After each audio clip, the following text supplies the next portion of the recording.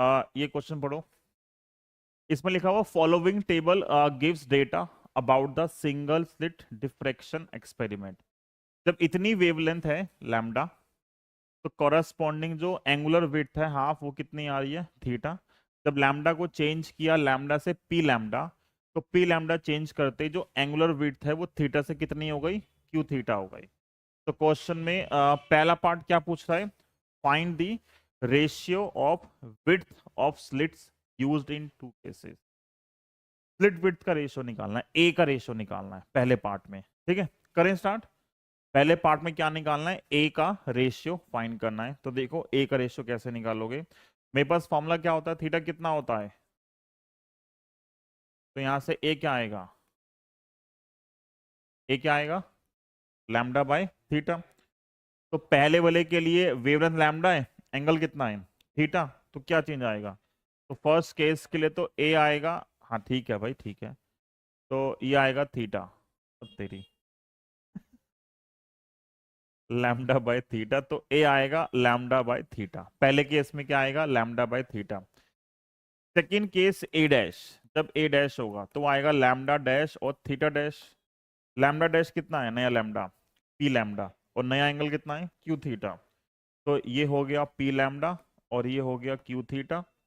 तो lambda by theta किसके बराबर है? लैम्डा बाय थीटा ए के बराबर है। तो इस लैम्डा बाय थीटा को, इस लैम्डा बाय थीटा को क्या पुट कर दिया? ये ए के बराबर है, तो P by Q into A. तो ए बाय ए डैश कितना आएगा? Q by P. और ए डैश बाय ए कितना आएगा? P by Q. तो ये 1 मार्क का क्वेश्चन है पेपर के अंदर। ये पूरा क्वेश्चन सीबीएसई में आया हुआ 3 मार्क्स के अंदर। समझ में आ गया इतना? इसका सेकंड पार्ट देखो। इसका सेकंड पार्ट है, पहला पार्ट तो हो गया। Would the ratio of half angular width of first secondary maxima in the two cases be also equal to Q? क्या ratio of half angular width, theta का ratio निकालना है। किसके लिए? थीटा का रेशियो फर्स्ट सेकेंडरी मैक्सिमा, पहले maxima. पहले maxima के लिए क्या निकालना है? थीटा की वैल्यू निकालनी है। तो अब सेकेंड पार्ट पे जाते हैं। मैक्सिमा की कंडीशन क्या होती है? मैक्सिमा की कंडीशन आती है A sine theta is equal to 2n plus 1 lambda by 2। First maxima के लिए n कितना हो गया? फर्स्ट मैक्सिमा के लिए n कितना हो गया? 1। और स्मॉल एंगल के लिए साइन थीटा ऑलमोस्ट क्या होता है? थीटा। तो ये आएगा a theta is equal to n में 1 पुट किया 3 लैम्डा बाय 2, और थीटा कितना आ गया? 3 लैम्डा बाय 2a। इतना ठीक है, ये तो जनरल फॉर्मूला बन गया। अब करते हैं काम की बात। नाउ पहले केस में ये जो आएगा थीटा, फर्स्ट केस के लिए देखो, फर्स्ट केस के लिए लैम्डा है और थीटा ही है। तो ये हमें रेशियो किसका निकालना है? हमें रेशियो निकालना है, ratio of half angular width. Half angular width क्या होती है? थीटा ही होती है। तो हमें थीटा का रेशियो निकालना है सेकेंड केस। तो थीटा का रेशियो किस पे डिपेंड करता है? लैम्डा पे और ए पे।